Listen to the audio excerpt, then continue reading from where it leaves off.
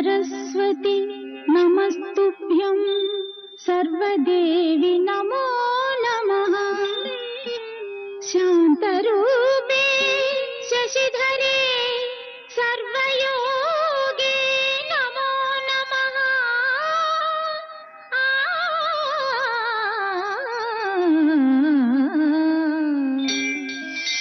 ಎಲ್ರಿಗೂ ನನ್ನ ನಮಸ್ಕಾರ.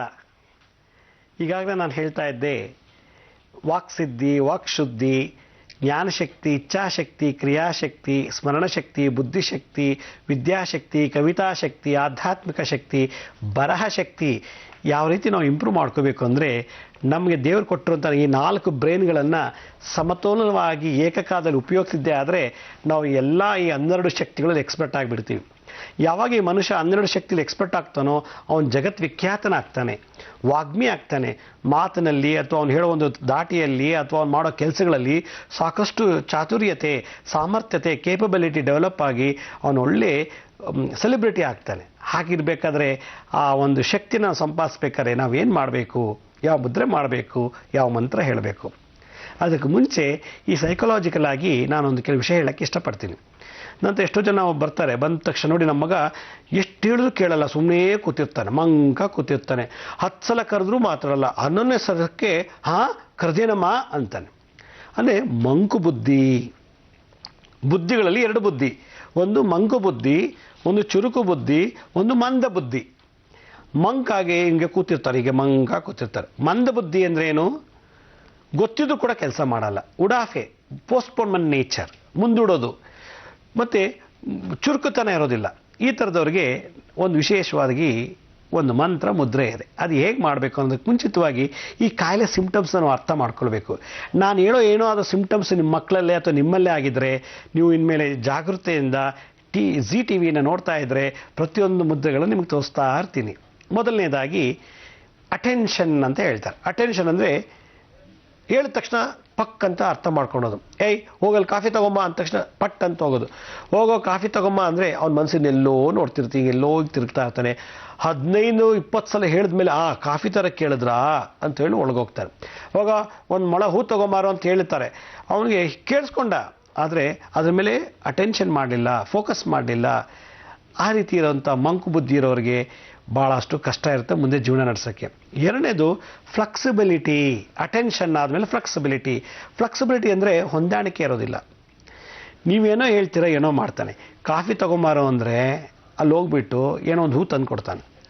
ಇದನ್ನು ತೊಗೊಂಡೋಗಿ ಪೋಸ್ಟ್ ಬಾಕ್ಸ್ಗೆ ಹಾಕ್ಬಿಟ್ಟು ಲೆಟ್ರ್ ಅಂದರೆ ತೊಗೊಂಡೋಗ್ಬಿಟ್ಟು ಹೋಟ್ಲಿಗೆ ಹೋಗಿರ್ತಾನೆ.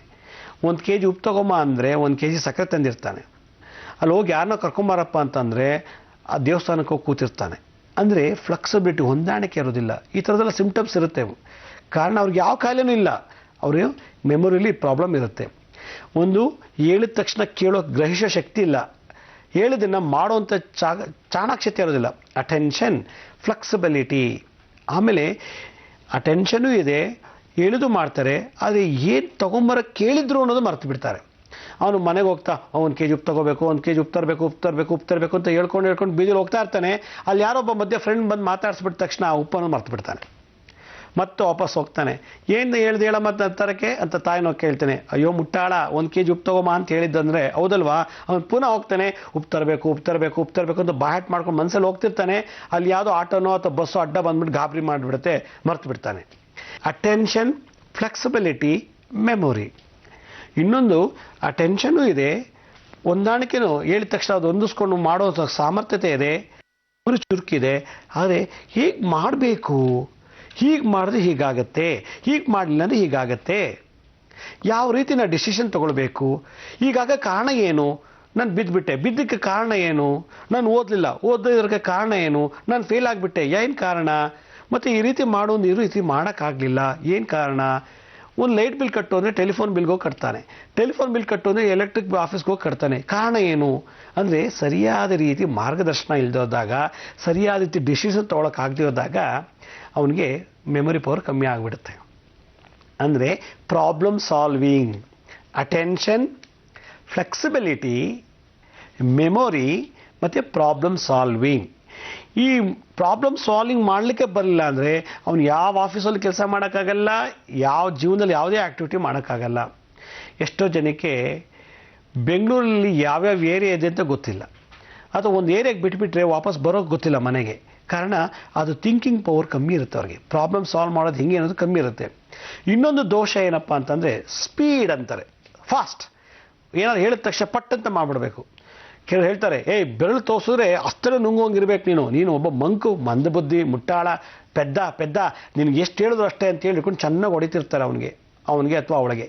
ಕಾರಣ ಆ ಸ್ಪೀಡ್ ಅನ್ನೋದು ಇರೋದಿಲ್ಲ. ಸ್ಪೀಡ್ ಅಂದರೆ ಫಾಸ್ಟ್ನೆಸ್, ಗ್ರಹಿಷ್ಯ ಶಕ್ತಿ ಇರೋದಿಲ್ಲ, ಮಾಡುವಂಥ ಲವಲವಿಕೆ ಇರೋದಿಲ್ಲ. ಈ 5 ಗುಣಗಳು, 5 ದೋಷಗಳು ಯಾರಲ್ಲಿ ಇರುತ್ತೋ ಅವ್ರ ಸಾಯೋ ತನಕ ಮೆಮೊರಿ ತುಂಬ ಕಮ್ಮಿ ಇರುತ್ತೆ, ಗ್ರಹಿಸುವ ಶಕ್ತಿ ಕಮ್ಮಿ ಇರುತ್ತೆ. ಅಂದ್ರೆ ಅರ್ಥ ಏನು?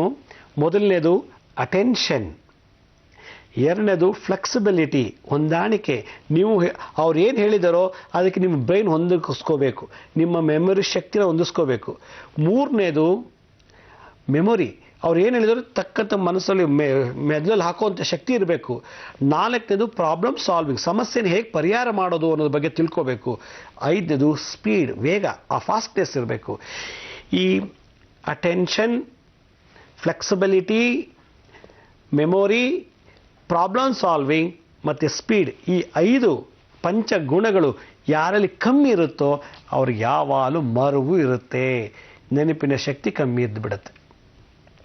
ಹಾಗಾದರೆ ಆ ನೆನಪಿನ ಶಕ್ತಿ ಬರಬೇಕಾದ್ರೆ ಏನು ಮಾಡಬೇಕು ಅಂತ ನಾನು ನಿಮಗೆ 12 ಸರಸ್ವತಿ ಮುದ್ರೆಗಳನ್ನು, 12 ಸರಸ್ವತಿ ಮಂತ್ರಗಳನ್ನು, ಆ ಮುದ್ರೆ ತಕ್ಕಂತೆ ಮಂತ್ರಗಳನ್ನು ನಾನು ನಿಮ್ಗೆ ಹೇಳ್ಕೊಡ್ಬೇಕು ಅಂದರೆ ನೀವು ನನಗಿಂತ ಮುಂಚೆ ಒಂದು ಹೋಮ್ವರ್ಕ್ ಮಾಡಬೇಕು. ಏನು ಹೋಮ್ವರ್ಕ್ ಮಾಡಬೇಕು ಅಂದರೆ ನೋಡಿ, ದಿನನಿತ್ಯ ನಮ್ಮ ಈ 2 ಹಸ್ತಗಳನ್ನು ಮುಂದೆ ಹೀಗೆ ಚಾಚಬೇಕು.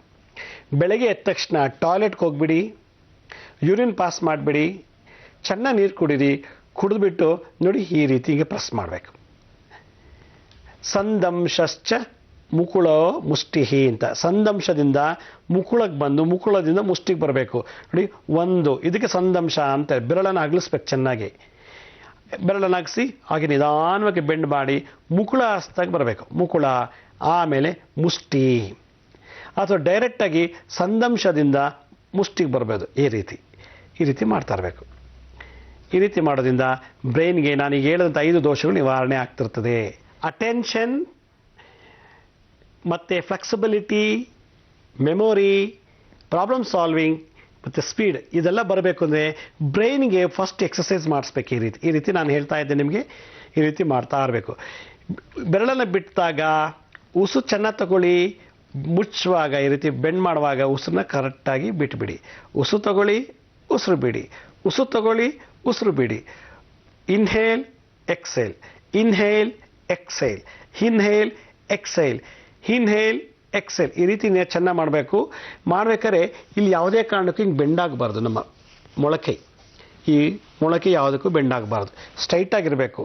ಸ್ಟ್ರೈಟಾಗಿದ್ದಾಗ ಎಲ್ಲ ನ್ಯೂರಾನ್ಸ್ ಬ್ರೈನಲ್ಲಿ ಚುರುಕಾಗುತ್ತೆ.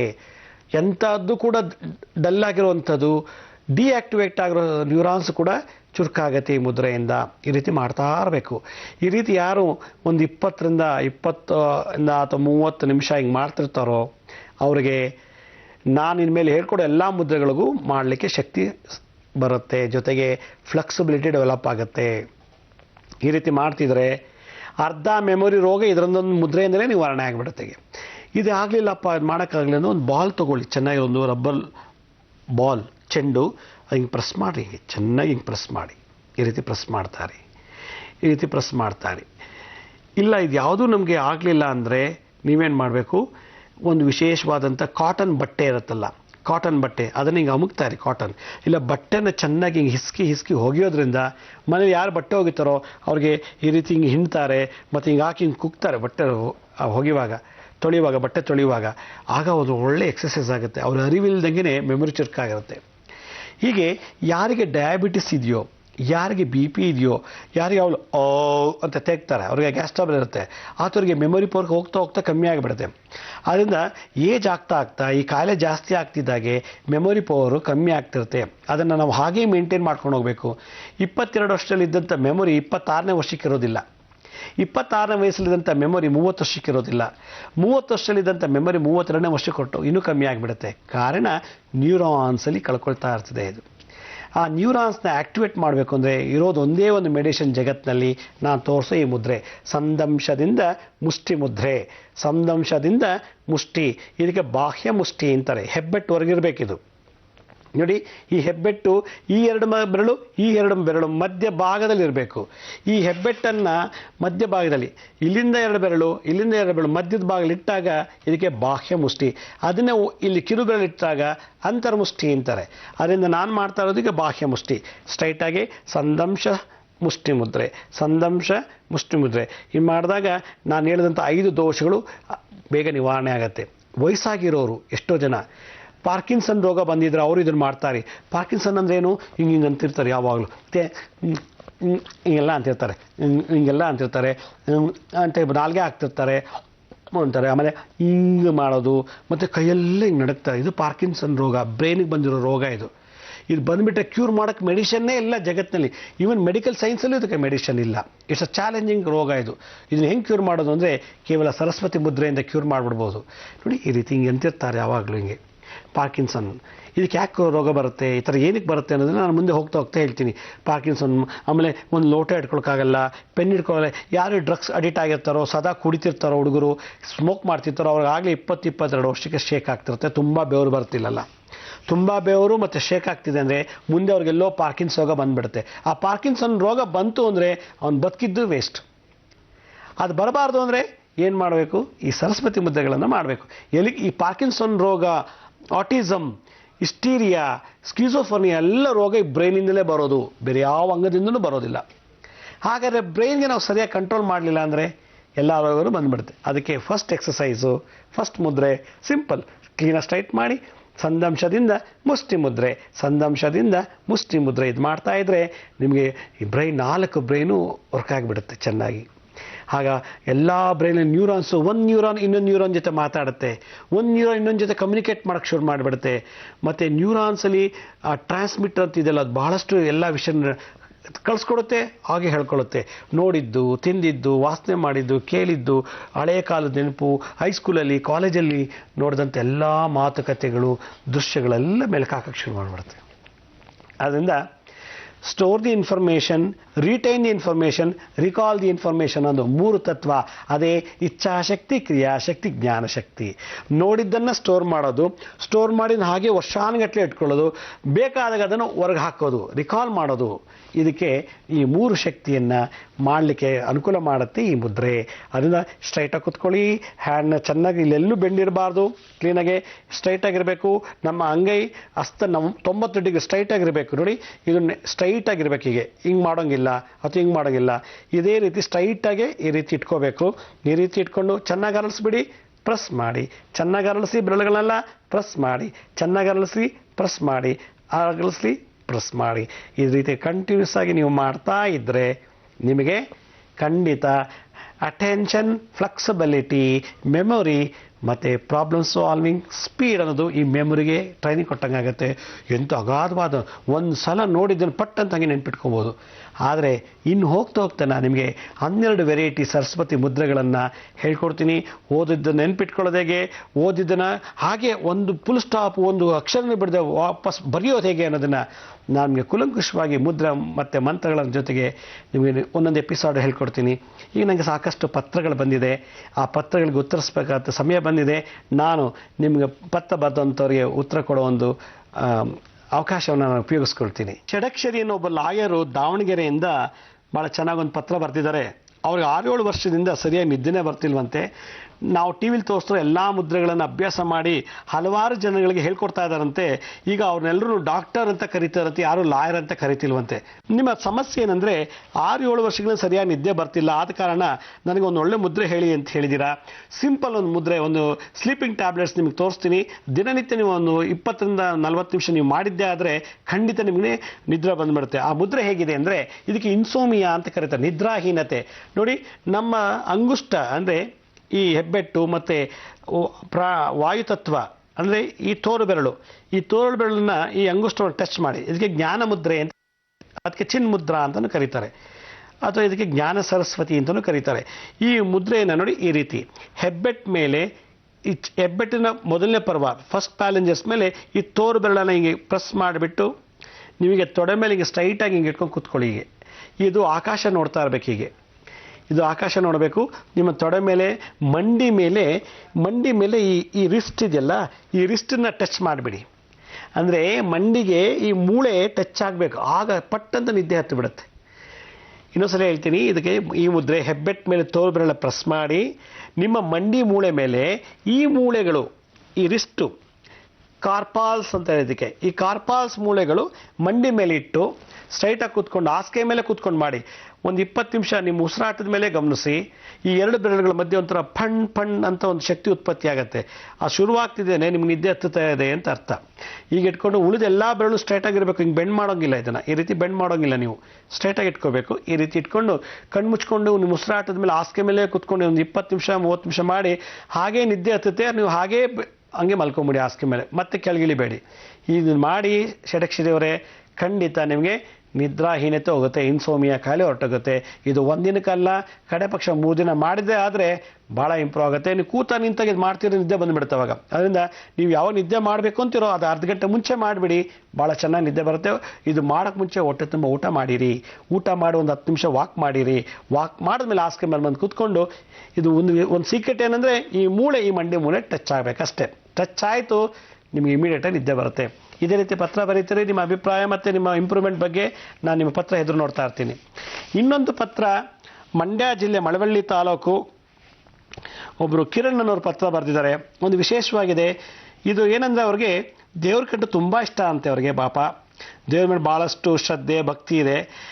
ಯಾರಾದ್ರು ದೇವ್ರಿಗೆ ಏನಾದ್ರು ಅಂದುಬಿಟ್ರೆ ಅಥವಾ ಏನಾದ್ರು ಮಾಡಿಸ್ಬಿಟ್ರೆ ಹುಚ್ಚು ಕಲ್ಪನೆ ಮತ್ತು ಭಯ ನನ್ನಲ್ಲಿ ಬಂದುಬಿಡುತ್ತೆ ಅಂತ ಹೇಳಿದ್ದಾರೆ. ಮತ್ತು ಯಾರಾದರೂ ದೇವ್ರ ಬಗ್ಗೆ ನೆಗೆಟಿವ್ ಆಗಿ ಮಾತಾಡಿದ್ರೆ ನನಗೂ ತುಂಬ ಮನಸ್ಸಿಗೆ ಬೇಜಾರಾಗಿ ಆತ್ಮಹತ್ಯೆ ಮಾಡ್ಕೊಳ್ಬೇಕು ಅಂತ ಅನಿಸುತ್ತೆ ಅಂತ ಬರೆದಿದ್ದಾರೆ. ಇದು ಒಂದು ವಿಶೇಷವಾದಂಥ ಕೇಸು. ಬೇರೆ ಜನಗಳಿಗೆ ಏನಾದ್ರು ಅಂದರೆ ಮನಸ್ಸಿಗೆ ಬೇಜಾರಾಗುತ್ತೆ. ಹಿಂಗೆ ಅಂದ್ಬಿಟ್ನಲ್ಲಪ್ಪ, ಈಗ ಹಾಗೆ ಮಾಡಿಬಿಟ್ರಲ್ಲ ಅಂಥೇಳಿ ಆತ್ಮಹತ್ಯೆ ಮಾಡ್ಕೊಳ್ಬೇಕು ಅಂತ ಮನಸ್ಸಿಗೆ ಬರುತ್ತೆ. ಅದು ಸಹಜ, ಪ್ರಕೃತಿ ಧರ್ಮ. ಆದರೆ ನಿಮ್ಮಲ್ಲಿ ಏನು ಸಮಸ್ಯೆ ಅಂದರೆ, ದೇವರಿಗೆ ಏನಾದ್ರು ಅಂದ್ಬಿಟ್ರೆ ಅಥವಾ ಏನಾದ್ರು ಮಾಡಿಸ್ಬಿಟ್ರೆ, ದೇವ್ರ ಬಗ್ಗೆ ಕೆಟ್ಟದಾಗ ಆಲೋಚನೆ ಏನಾದ್ರು ಮಾಡಿದ್ರೆ ತಕ್ಷಣ ನಿಮಗೆ ಕೋಪ ಬರುತ್ತೆ. ಇದರಿಂದ ಮನಸ್ಸಿಗೆ ನೊಂದು ಆತ್ಮಹತ್ಯೆಗೆ ಯತ್ನಿಸಿದ್ದೀನಿ ಅಂತ ಬರೆದಿದ್ದೀರಾ. ಇದು ಶುದ್ಧ ತಪ್ಪು ಕಲ್ಪನೆ ಅಂತ ನಾನು ಹೇಳ್ತೀನಿ. ದೇವ್ರಿಗೆ ಅಂದ್ಬಿಟ್ರೆ ಅನ್ನೋರು ಏನಾರು ಅಂದ್ಕೊಳ್ಳಿ, ಯಾರು ಏನಾರು ಮಾಡ್ಕೊಳ್ಳಿ, ಭಗವಂತ ಅವ್ರಿಗೆ ಶಿಕ್ಷೆ ಕೊಡ್ತಾನೆ. ಹಾಗಂದ್ಬಿಟ್ಟು ನಾವು ಇರೋ ಆಯಸ್ಸನ್ನು ಕಳ್ಕೊಳ್ಳೋದು ಮಹಾ ಮೂರ್ಖತನ. ಆ ರೀತಿ ಆತ್ಮಹತ್ಯೆ ಮಾಡ್ಕೊಳ್ಳೋ ಪ್ರಯತ್ನ ನೀವು ಮಾಡಬಾರ್ದು. ನನ್ನ ಒಂದು ಪ್ರಕಾರ, ಕರ್ಮ ಸಿದ್ಧಾಂತ ಪ್ರಕಾರ, ಯಾರು ದೇವರಿಗೆ ನಿಂದನೆ ಮಾಡ್ತಾರೋ, ದೇವರನ್ನು ಬೈತಾರೋ, ದೇವರಿಗೆ ಚಪ್ಪಲಿ ಹೊಡಿತಾರೋ, ದೇವರ ವಸ್ತುಗಳನ್ನು ಕದೀತಾರೋ, ದೇವರ ಹುಂಡಿಯನ್ನು ಕದೀತಾರೋ, ದೇವರಿಗೆ ಅವ್ಯಾಚ ಪದಗಳನ್ನು, ಕೆಟ್ಟ ಪದಗಳನ್ನು ಯಾರು ಮಾತಾಡ್ತಾರೋ ಅಂಥವರು ಕಡೆ ಪಕ್ಷ ಒಂದು ಜನ್ಮನಾದರೂ ಕೂಡ ಅದೇ ದೇವಸ್ಥಾನದಲ್ಲಿ ಪೂಜಾರಿಯಾಗಿ ಹುಡ್ತಾರೆ. ಇದು ನಾ ಕಂಡಂಥ ಅನುಭವ. ಹಾಗೆ ನಾನು ನಿಮಗೆ ಮನಸ್ಸಿಗೆ ಒಂದು ಸ್ಟ್ರೆಂತ್ ಕೊಡ್ತಾ ಇದ್ದೀನಿ. ಯಾರು ದೇವರ ನಿಂದನೆ ಮಾಡ್ತಾರೋ ನೀವು ಆತ್ಮಹತ್ಯೆ ಮಾಡ್ಕೋಬೇಡಿ. ಯಾರು ದೇವ್ರಿಗೆ ಬೈತಾರೋ ಅವ್ರು ಅದೇ ಸೇವೆ ಮಾಡೋ ಒಬ್ಬ ಪೂಜಾರಿ ಆಗ್ತಾನೆ. ಇದು ಕರ್ಮಸಿದ್ಧ ಅಂತ ಗರುಡ ಪುರಾಣ, ಸ್ಕಂದ ಪುರಾಣ ಮತ್ತು ನಾರದ ಸಂಹಿತೆಯಲ್ಲಿ ಇದೆಲ್ಲ ವಿಶೇಷವಾಗಿ ಒತ್ತು ಕೊಟ್ಟು ಹೇಳಿದ್ದಾರೆ. ಆದ್ದರಿಂದ ಯಾರೋ ದೇವ್ರಿಗೆ ಅಂದ್ಬಿಟ್ರು ಅಂತೇಳಿ ನೀವು ಆತ್ಮಹತ್ಯೆ ಮಾಡ್ಕೊಳ್ಳೋದು ಶುದ್ಧ ಮೂರ್ಖತನ. ಹಾಗೆ ಮಾಡಬೇಡಿ. ನಿಮ್ಗೆ ಆ ರೀತಿ ಮನಸ್ಸು ಬಂದು ಅಂದ ತಕ್ಷಣವೇ ನೀವೇನು ಮಾಡಿ, ಶಿವಲಿಂಗ ಮುದ್ರೆ ಧಾರಣೆ ಮಾಡಿ. ನೋಡಿ, ನಮ್ಮ ಎಡಗೈ ಹಸ್ತದ ಮೇಲೆ ಒಂದು ಶಿಖರ ಮುದ್ರೆಯನ್ನು ಈ ರೀತಿ ಇಟ್ಕೊಂಡು ನಿಮ್ಮ ಹೃದಯದ ಮುಂದೆ ಟಚ್ ಆಗಬಾರ್ದು. ಕಣ್ಣು ಮುಚ್ಕೊಂಡು ಹೀಗೆ ಒಂದು ಅರ್ಧ ಗಂಟೆಗಳ ಕಾಲ ನಿಮ್ಗೆ ಯಾವ ದೇವರು ಇಷ್ಟ ಇದೆಯೋ ಆ ದೇವರನ್ನೇ ಪ್ರಾರ್ಥನೆ ಮಾಡಿ. ಅಥವಾ ಓಂ ಆತ್ಮಲಿಂಗಾಯ ನಮಃ, ಓಂ ಪರಮಲಿಂಗಾಯ ನಮಃ, ಓಂ ಆತ್ಮಲಿಂಗಾಯ ನಮಃ, ಓಂ ಪರಮಲಿಂಗಾಯ ನಮಃ, ಓಂ ಆತ್ಮಲಿಂಗಾಯ ನಮಃ, ಓಂ ಪರಮಲಿಂಗಾಯ ನಮಃ ಅನ್ನು ಜಪ ಮಾಡಿ. ಎಂಥ ಆತ್ಮಹತ್ಯೆ, ಯಾರಿಗೆ ಆತ್ಮಹತ್ಯೆ ಮಾಡ್ಕೋಬೇಕು ಅಂತ ಮನಸ್ಸು ಬರುತ್ತೋ, ಇವರೊಬ್ಬರೇ ಇಲ್ಲ, ಜಗತ್ತಿನ ಸುಮಾರು ಜನಕ್ಕೆ ಮೆಂಟಲ್ ಡಿಸಾರ್ಡರ್ನಲ್ಲಿ ಆತ್ಮಹತ್ಯೆ ಮಾಡ್ಕೋಬೇಕು ಅಂತ ಇರ್ತಾರೆ. ಅವ್ರು ತಕ್ಷಣ ಈ ಮುದ್ರೆ ಮಾಡಬೇಕು. ಎಡಗೈ ಅಂಗೈ ಮೇಲೆ ಶಿಖರ ಮುದ್ರೆಯನ್ನು ಇಟ್ಟಿದ್ರೆ ಇದು ಒಂದು ಲಿಂಗ ಮುದ್ರಾ ಅಂತ ಹೇಳ್ತಾರೆ. ಈ ಲಿಂಗ ಮುದ್ರೆಯನ್ನು ನಾವು ಹಿಂಗೆ ಎದೆ ಮುಂದೆ ನಿಂತ್ಕೊಂಡ್ರೆ ಆತ್ಮಹತ್ಯೆ ದೋಷ ಮಾಡ್ಕೊಳ್ಳೋರು, ಬೆಂಕಿ ಹಾಕೊಂಡು ಸುಟ್ಕೊಳ್ಳೋರು, ಸ್ಲೀಪಿಂಗ್ ಟ್ಯಾಬ್ಲೆಟ್ಸ್ ತಗೊಳ್ಳೋರು, ಅಥವಾ ನೇಣ ಹಾಕೊಂಡು ಸಾಯೋರು, ನೀರು ಬಿದ್ದು ಸಾಯೋರು, ರೈಲ್ವೆ ಕಮ್ಮಿಗೆ ತಲೆ ಇಟ್ಟು ಸಾಯೋರು, ಆ ಥರ ಮನಸ್ಸು ಬರೋವಂಥವ್ರು ತಕ್ಷಣ ಈ ಮುದ್ರೆಯನ್ನು ಮಾಡಬೇಕು. ಅದರಿಂದ ಕಿರಣ್ ಅವರೇ, ಮಳವಳ್ಳಿಯಿಂದ ಪತ್ರ ಬರ್ತಿದ್ದೀರಾ, ಭಾಳ ಸಂತೋಷ. ಆದರೆ ಆತ್ಮಹತ್ಯೆ ಮಾಡ್ಕೋಬೇಡಿ. ನಿಮ್ಮಂಥ ಒಬ್ಬ ದೈವ ಭಕ್ತ ನಾವು ಕಳ್ಕೊಳ್ಳೋಕೆ ಇಷ್ಟಪಡೋದಿಲ್ಲ. ದಯವಿಟ್ಟು ಈ ಶಿವಲಿಂಗ ಮುದ್ರೆಯನ್ನು ಧ್ಯಾನ ಮಾಡಿ. ಯಾರು ದೇವ್ರಿಗೆ ಏನಾರು ಅಂದ್ಕೊಳ್ಳಿ, ಅವ್ರ ಕರ್ಮ ಅವ್ರು ಅನುಭವಿಸ್ತಾರೆ ಅನ್ನೋ ಭಾವನೆ ನಿಮ್ಮಲ್ಲಿ ಬರಲಿ. ನೀವು ಶುದ್ಧವಾಗಿರಿ. ನೀವು 4 ಜನಕ್ಕೆ ಒಳ್ಳೇದು ಮಾಡೋ ರೀತಿ ಜೀವನ ನಡೆಸೋಕ್ಕೆ ತಯಾರಾಗಿ. ಅದಕ್ಕೋಸ್ಕರ ಈ ಶಿವಲಿಂಗ ಮುದ್ರೆ ಮಾಡಿ. ಶಿವಲಿಂಗ ಮುದ್ರೆ ಮಾಡೋದ್ರಿಂದ ಭಾಳಷ್ಟು ನಿಮಗೆ ಒಳ್ಳೆಯ ಮನೋಭಾವನೆ ಬರ್ತದೆ. ನಾವು ಇದೇ ತಿಂಗಳು ಫೆಬ್ರವರಿ 15ನೇ ತಾರೀಕು ಶನಿವಾರ ದಿವಸ ನಾನು ಹಾಸನಕ್ಕೆ ಬರ್ತಾ ಇದ್ದೀನಿ. ಹಾಸನದಲ್ಲಿ ಹಾಸನಾಂಬ ಕಲಾಕ್ಷೇತ್ರ ಅಂತ ಒಂದು ಆಡಿಟೋರಿಯಂನಲ್ಲಿ ಮಾತುಕತೆ ಅನ್ನೋ ಒಂದು ಕಾರ್ಯಕ್ರಮನ ಹಮ್ಮಿಕೊಂಡಿದ್ದೀವಿ ಜಿ ಕನ್ನಡ ವಾಹಿನಿಯಿಂದ. ಆ ಹಾಸನ ಜಿಲ್ಲೆ, ಹಾಸನ ತಾಲೂಕು ಸುತ್ತಮುತ್ತ ಇರುವಂಥ ಮುದ್ರಾ ನೋಡ್ತಾ ಇದ್ದಾರೆ, ಯಾರು ಮಾರ್ನಿಂಗ್ ಮಂತ್ರ ನೋಡ್ತಿದ್ದಾರೋ ಅಂಥವರು ಈ ಹಾಸನಕ್ಕೆ ನೀವು ಬಂದು ನನ್ನನ್ನು ನೇರವಾಗಿ ಭೇಟಿ ಮಾಡ್ಬೋದು. ಆ ಸಮಯದಲ್ಲಿ ನೀವು ಏನೇ ಪ್ರಶ್ನೆ ಕೇಳಿದ್ರು ಕೂಡ ನಾನು ನೇರವಾಗಿ ಉತ್ತರ ಕೊಡಲಿಕ್ಕೆ ನಾನು ರೆಡಿ ಆಗ್ತೀನಿ. ಜೊತೆಗೆ ನಿಮ್ಗೆ ಏನೇ ಒಂದು ಸಮಸ್ಯೆ ಇದ್ರೂ ಕೂಡ ಅಲ್ಲಿ ಬಂದು ನೀವು ಮಾತಾಡೋ ಬದಲು ಒಂದು ಚೀಟಿಲಿ ನೋಟ್ ಮಾಡ್ಕೊಂಡು ಬಂದುಬಿಟ್ರೆ ನೀವು ಸೀದಾ ನನ್ನನ್ನು ಡೈರೆಕ್ಟಾಗಿ ಕೇಳೋದ್ರಿಂದ ನಾನು ಕೂಡ ಡೈರೆಕ್ಟಾಗಿ ಆನ್ಸರ್ ಮಾಡೋಕ್ಕೊಂದು ಅವಕಾಶ ಆಗುತ್ತೆ. ಎಷ್ಟೋ ಜನ ಹಾಸನದಿಂದ ನಂಗೆ ಲೆಟ್ರು ಬರೆದಿದ್ದಾರೆ, ಪಂಚಮುಖಿ ಆಂಜನೇಯ ಮತ್ತು ಪಂಚಮುಖಿ ಗಣಪತಿ ಪುಸ್ತಕ ನಮ್ಗೆ ಸಿಗ್ತಾ ಇಲ್ಲ ಅಂತೇಳಿ. ನಾನು ಹಾಸನಕ್ಕೆ ಬರುವಾಗ ತೊಗೊಂಡು ಬರ್ತಾ ಇದ್ದೀನಿ. ಸುತ್ತಮುತ್ತಲಿರೋಂಥ ಹಾಸನದಿಂದ ಇನ್ನೊಂದು ಅರೌಂಡ್ ಅಂದರೆ ಹಾಸನದ ಅಕ್ಕಪಕ್ಕದಿರೋಂಥ ಎಲ್ಲ ಜನರು ಮುಖಂಡು ಬಂದು ಆ ವಾಸ್ತು ಗಣಪತಿ ಮತ್ತು ವಾಸ್ತು ಆಂಜನೇಯ ಪುಸ್ತಕವನ್ನು ನೀವು ತಗೊಳ್ಬೋದು. ಜೊತೆಗೆ ನಿಮ್ಗೆ ಯಾವುದೇ ರೀತಿ ಸಮಸ್ಯೆಗಳಿರಲಿ, ಅದು ವಾಸ್ತು ದೋಷನೇ ಇರಲಿ, ಆರೋಗ್ಯ ಸಂಬಂಧಪಟ್ಟಿದ್ದೇ ಇರಲಿ, ಅಥವಾ ನಿಮ್ಮ ಜಾತಕದ ಯಾವುದೇ ದೋಷಗಳಿರಲಿ, ಅಥವಾ ನಿಮ್ಗೆ ಏನೇ ಪ್ರಾಬ್ಲಮ್ ಇದ್ರೂ ಕೂಡ ನೀವು ಅದನ್ನು ಕುಲಂಕುಷವಾಗಿ ಸಂಕ್ಷಿಪ್ತವಾಗಿ ಮೆಡಿಕಲ್ ರಿಪೋರ್ಟ್ ತೊಗೊಂಬಂದು ಇನ್ನೂ ಒಳ್ಳೆಯದು. ಮೆಡಿಕಲ್ ರಿಪೋರ್ಟ್ ನೀವೇನೋ ತಂದಿದ್ದೇ ಆದರೆ ನಾನು ಅದು ಯಾವ ದೋಷಕ್ಕೆ ಏನು ಮಂತ್ರ ಯಾವ ಮುದ್ರೆ ಹೇಳಬೇಕು ಅಂತ ಅಲ್ಲೇ ಮ್ಯಾಚ್ ಮಾಡಿ ನಿಮ್ಗೆ ತಿಳಿಸೋಕ್ಕೆ ಸಹಾಯ ಆಗುತ್ತೆ. ಆದ್ದರಿಂದ ಈ ತಿಂಗಳು 15ನೇ ತಾರೀಕು ಶನಿವಾರ ನಾನು ಹಾಸನದ ಹಾಸನಾಂಬ ಕಲಾಕ್ಷೇತ್ರದಲ್ಲಿ ನಿಮ್ಮನ್ನೆಲ್ಲರೂ ಕೂಡ ನೇರವಾಗಿ ಮುಕ್ತವಾಗಿ ನಾನು ಭೇಟಿ ಮಾಡ್ತೀನಿ. ಆಸಕ್ತಿ ಇರುವಂಥವರು ನೀವು ಅಲ್ಲಿ ಬಂದು ನನ್ನ ಭೇಟಿ ಮಾಡ್ಬೋದು. ಈ ಕಾರ್ಯಕ್ರಮದ ಒಂದು ಉಪಯೋಗವನ್ನು ನೀವು ಉಪಯೋಗಿಸ್ಕೋಬೋದು. ಹೀಗಾಗಿ ನಾನು ಮುಂದಿನ ಸಂಚಿಕೆಯಲ್ಲಿ ನಿಮಗೆ ನಾನು ಜ್ಞಾನ ಸರಸ್ವತಿ ಮುದ್ರೆ ಈ ರೀತಿ ಮಾಡೋದ್ರಿಂದ ಏನೆಲ್ಲ ಉಪಯೋಗ ಆಗುತ್ತೆ, ಈ ಜ್ಞಾನ ಸರಸ್ವತಿ ಮುದ್ರೆಯಿಂದ ಮಂತ್ರದಿಂದ ನಾವು ಮೆಮೊರಿನೇ ಫೋಟೋಗ್ರಾಫಿಕ್ ಮೆಮೊರಿ ಓದಿನ ಪಟ್ಟಂತ ಹಾಗೆ ನೆನ್ಪಿಟ್ಕೊಂಡು ಪಟ್ಟಂತ ತಕ್ಕಂತ ಹೇಳುವಂಥ ಒಂದು ಶಕ್ತಿಯನ್ನು ಸಂಪಾದಿಸೋಕ್ಕೆ ಜ್ಞಾನ ಸರಸ್ವತಿ ಒಂದೇ ಮುದ್ರೆ ಈ ಜಗತ್ತಲ್ಲಿರೋದು. ಯಾವ ಮೆಡಿಷನ್ನು ಕೂಡ ಇಲ್ಲ. ಆದ್ದರಿಂದ ಎಷ್ಟೋ ಜನ ಮೆಮೊರಿ ಲಾಸ್ ಅನ್ನೋರು ಮುಂದಿನ ಸಂಚಿಕೆಯಲ್ಲಿ ನೀವು ನೋಡಿದ್ದೇ ಆದರೆ ನಾನು ಆ ಜ್ಞಾನ ಸರಸ್ವತಿ ಮುದ್ರೆ ತಮ್ಮನ್ನು ಭೇಟಿ ಮಾಡ್ತೀನಿ. ಮತ್ತು ಶನಿವಾರ 15ನೇ ತಾರೀಕು ನಾನು ನಿಮ್ಮನ್ನು ಹಾಸನದಲ್ಲಿ ಕೂಡ ಭೇಟಿ ಮಾಡ್ತೀನಿ. ಅಲ್ಲಿವರೆಗೂ ನನ್ನ ನಮಸ್ಕಾರ. ಸಾಯಿರಾಮ್.